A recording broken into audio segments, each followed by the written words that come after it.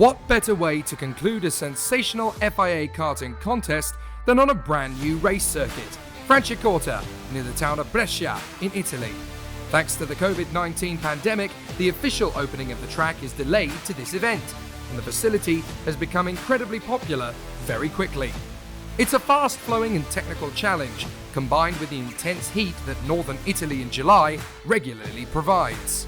So for the OK and OK Junior classes that come into the weekend bidding for the European Championship, it's even more exciting than usual, and fireworks are expected both on and off the track as the drivers bid to join an illustrious list of champions and winners in the FIA Karting Hall of Fame.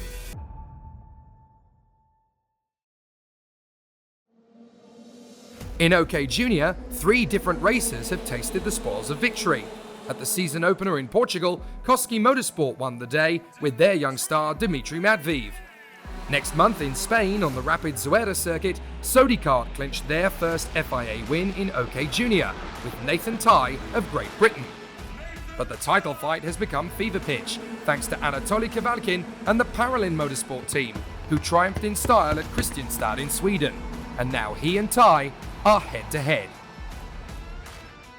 British star Joe Turney began his OK European Championship campaign in convincing fashion after inheriting the win at Portimao in Portugal and then romping to an exceptional victory at Zuera to give the Tony Kart Racing team the perfect start to 2022. But then, everything changed. In Sweden, Alex Powell backed up his podium from Spain with a breakthrough win for Jamaica ahead of Mr. Consistency, Kian Nakamura-Berta, and those 3 are now the title contenders. But in future, they won't be the only 2 classes in action. OKN simply is an OK engine, which is the basis, without the power valve. So it will get homologated together. The base is the OK. It's the same engine, but it has less power, more reliable, because we have an ignition with 15,000 RPM instead of 16,000 with the OK, so which adds to the reliability, but performance is a little bit less, but on tighter tracks it should be okay. The OKN is the OK National. Means this is an engine for a national class, not for international races, and it's an opportunity for those ASNs who said, for us the OK is too complicated, they can use the OKN. It's simply just another opportunity to run OKN CAK classes. On board with Christian Bertucca, we fly down the main straight and take turn 1 flat before careful braking for the second apex as the kart can easily slide wide, through the left-hand flick and into a heavy braking zone for the hairpin before a combination of right-handers. Blending the throttle is essential on this circuit, as is keeping the kart on the racing line, as it's a grippy circuit on it, but treacherous off it. Drivers also try their utmost to stay off the curbs, as tyre wear is high on this circuit.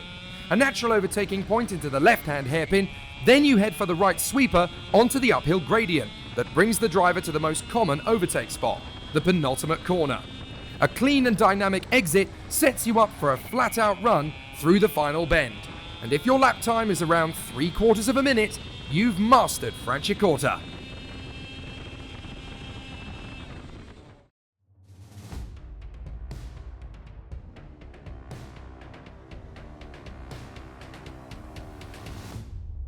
I think it's quite a technical track, but also quite flowy. So I think it's really trying to get the chassis right, but also have the driver to try and be really, really smooth. I think it's definitely important trying to save the tyres around here, especially with a lot of races to do. I think, yeah, it's a very challenging track to try and finish the championship on, but it shows who will do the better job. I think it's been a high competition this year, so yeah, it's been very difficult with how many drivers there is, especially been how consistent everyone has been. So yeah, I think it's very, very challenging this year. I'm very confident in the team, that the team are going to do a good job this week. I think, of course, they're going to play a massive part into my hands, knowing I have to be very aggressive, but also very consistent. So I think, yeah, it's going to be a good last race, but I'm excited to see what happens.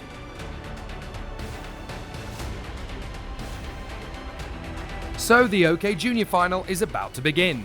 Whilst Nathan Tighe has the most points, Anatoly Kavalkin leads on dropped scores and starts pole position for the final. With Ty starting back in 11th, he'd have to bring his best racecraft to the table as the ceremony of the occasion was underway. After a tough 2 days of qualifying races, Kvělkin has big challengers behind him. The Tony Kart trio of Jan Petrowski, Jimmy Helias and Enzo Tarnvanichkul, Kirill Ditiev for Ward Racing, Kirill Kutskov for Birolart, and Guillaume Bouzard for Koski Motorsport. Anything could happen in the final race of the season, and with a championship on the line and everybody eager to impress for the last time, who knows what will unfold. As the field launched into action, Tarnvanichkul made his bid for the lead instantly into turn 2 ahead of Kvělkin. They both drifted wide, and Kirill Kutskov outsmarted them both to take the lead. Kvělkin would slip behind Bouzard, Lewis Werrell, and incredibly, Nathan Ty. The battle was now on. Sadly, Lucas Flusha, Martin Molnar and Andrea Dupé were just 3 of the 7 drivers involved in incidents on the opening lap. Renaud Francote, Gerasim Skulinov, Andy Konsani and Salim Hanar were all eliminated on the spot. Bouzard was having to be defensive from a bombastic Tarnvanichkul, who claimed second in the hairpin. Werrell tried to repeat the move, but as Bouzard defended the change in momentum, it allowed Ty to storm up into 4th place. A quite incredible opening lap.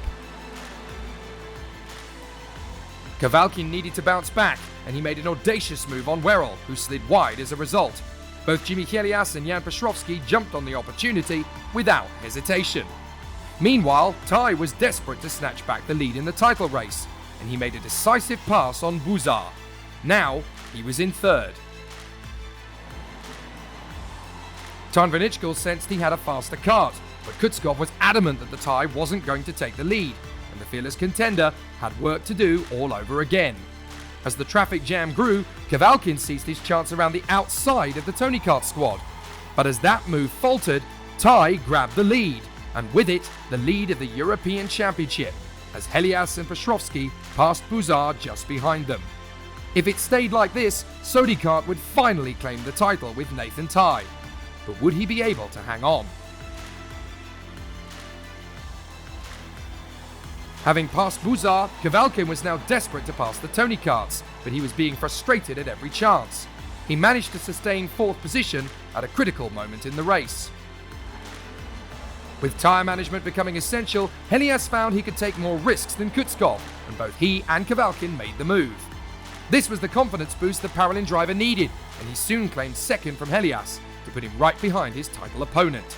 Whilst one Paralin was storming back into contention, the other, driven by René Lammers, was out of the race in frustration and anguish.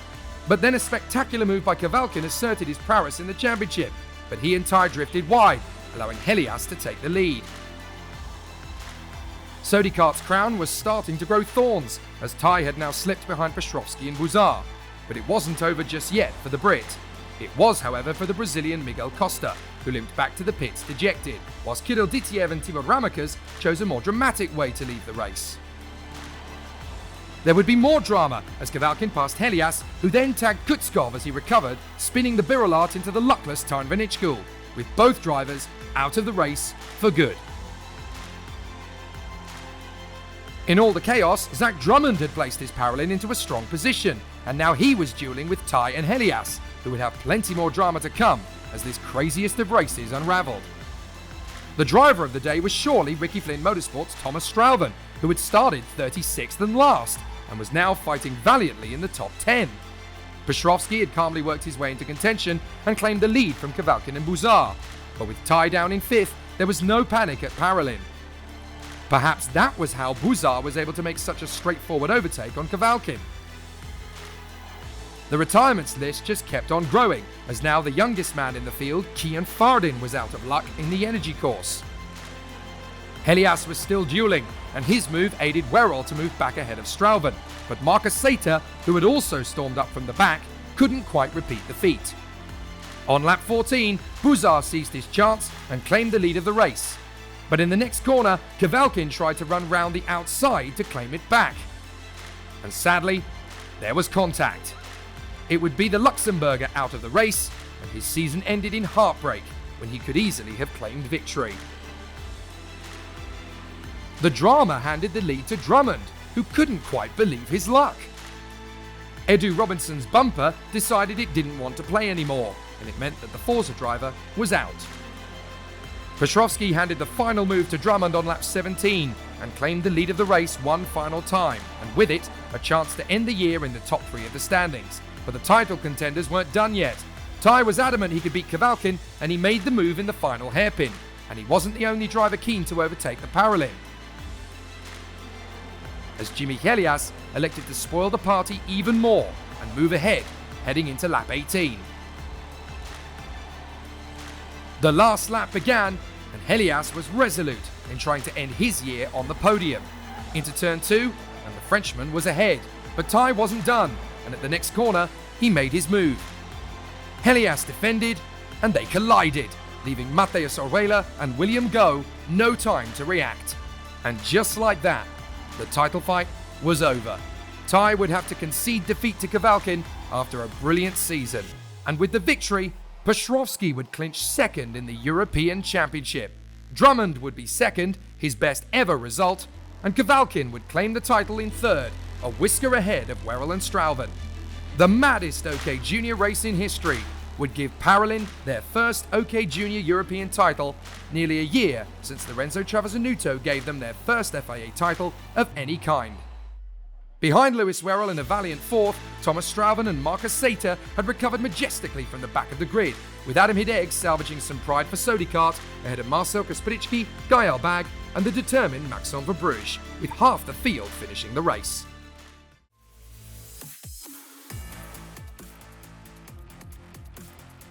A final that had everything crammed into it delivered one of the most jubilant podiums in OK Junior history, and after years of hard work, Marco Parolin and the team that bears his name had become OK Junior European Champion, claiming 2 podium spots in Franciacorta for Kavalkin and Drummond. But the day belonged to Jan Petrovsky and a relieved Tony Kart Racing team. After a tough season, it's finally time to celebrate.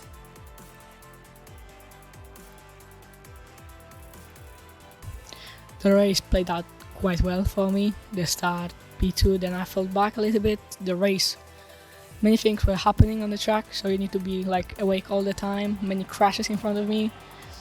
Then some laps till the end, I take the lead and extend the gap. So that's how it ended.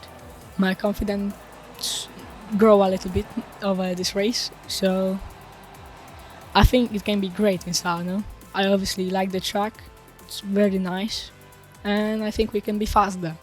Well, I started P12, so the outside start isn't the greatest, but yeah, I certainly think that it will go up.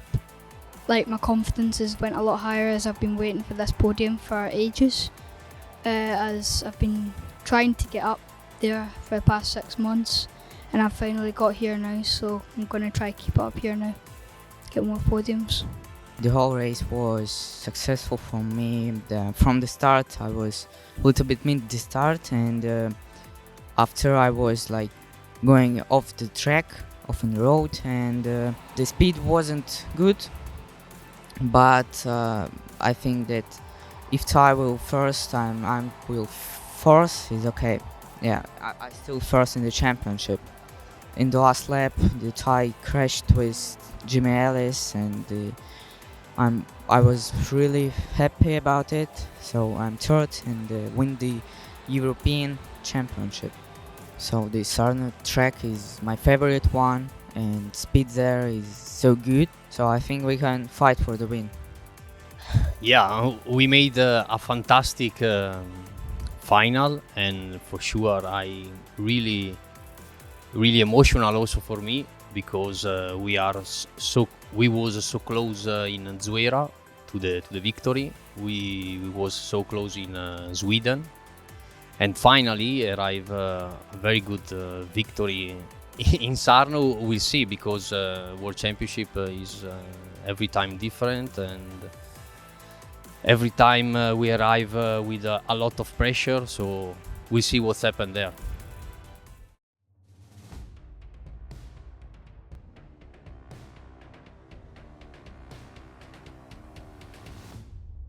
I plan to approach this race like I would with any other race. We're here to win the race firstly. Yeah, we'll try and finish as high up as we can, like normal. try to do the best work we can over the next few days and then see where we end up in the championship. The opponents will always be challenging. I think there's no such thing as an easy weekend here, so yeah, the level is really high, and up at the front it's extremely difficult, so we'll try and do the best work we can, but I'm sure everyone's trying to do that, so it'll be difficult. Joe Turney's words would prove to be prophetic as he would head into the final starting 20th. The two men emerging to steal the crown away were the Kart Republic drivers Kian Nakamura-Berta and Alex Powell, who would start P2 and P9 respectively.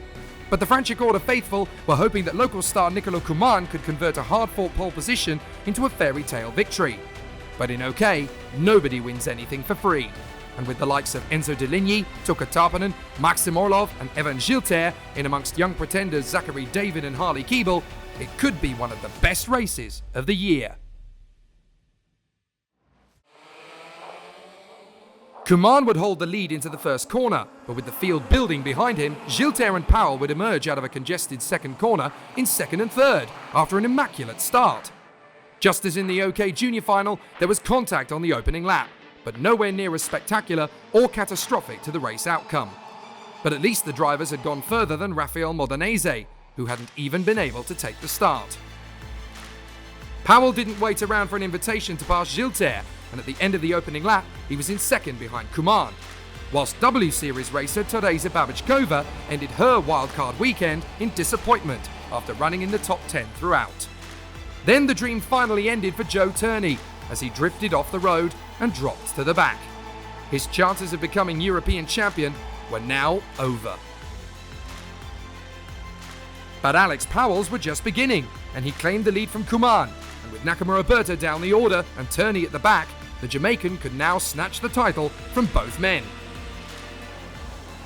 However, Nakamura-Berta wasn't giving up without a charge through the field, and he and David Walter made quick work of Christian Bertucca. Gilter then dived ahead of Kuman, but Deligny wasn't quite close enough to join him, allowing Nakamura-Berta his move to fourth position. But he ran wide, and so Walter and Deligny were ahead once more. Orlov mistimed his move on Bertucca, which handed the place to reigning world champion Tuka Tarpanen.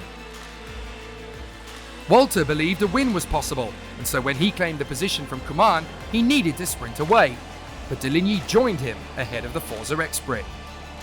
It was therefore inevitable that Nakamura-Berta would make his own move, and he was back into the top 5, but he needed second to become champion. Douwe de Decker ended a promising maiden weekend as a senior, despite flashes of brilliance from qualifying onwards. Despite a good move from Deligny, Walter wasn't in a mood to concede and was fabulous in defence.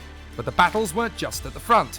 Oscar Pedersen and Matthias Morgato stole positions from Bertucca as they quested to reach the podium.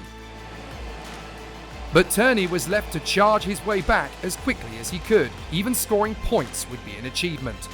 Champions were on the move everywhere, as Nakamura-Berta would pass Deligny and Tarpanen would pass Keeble, as tyre management started to become a factor.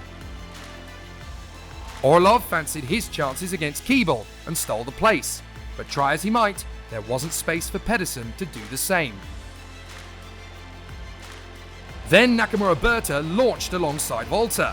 There wasn't a lot of room, and as they drifted wide, Deligny passed both men in one fell swoop. However, once Nakamura-Berta was back in his rhythm, it was a little easier to make a traditional overtake on Deligny to claim third place. Walter was now fuming after the contact from Nakamura-Berta and charged ahead of Deligny, vowing to catch up and take the Kart Republics up front. By keeping his position, he forced the parallels of Deligny and Orlov to mix it up with Tarpanen and Kuman, with the Italian at the back frustrated again. Nothing Deligny could do would shift Walter from his objective, but at least Kuman could get a special overtake on Orlov to keep his hopes alive on his home circuit. Over the next few laps, Nakamura-Berta worked hard to close up on Gilter, as passing him would make him European champion. If he couldn't, it would go to his teammate Alex Powell. Ever since that podium finish in Spain, it seems that Powell has been invincible in the final, and the young Caribbean was resolute to make racing history for Jamaica. The only thing that stood in his way was the Frenchman Evan Gilter, but would the Japanese driver in third be able to catch him? Sadly for Turney, he would have to wait till Sarno in September for another chance to become an FIA champion, finishing a lowly 21st. Yet another near miss would be a truly bitter pill to swallow. Just as Nakamura Berta closed up on Gilles, his tyres started to lose traction, and it was starting to look as though he'd come close, but not quite close enough. But in the shades of Felipe Massa in Formula 1, Alex Powell just dug deep and pulled away, hoping that the cards would fall his way. He could do no more but win. Behind David Walter, Deligny, Tarpanen and Kuman had been true stars all weekend, and it was frustrating that these three couldn't quite reach the podium. Then, sensationally, Gilles elected to wave Nakamura Berta through into the lead in one of the most controversial overtakes in recent karting history. It seemed that team orders had become the deciding factor in an epic championship season. So in one camp there would be jubilation, in the other, bitter frustration.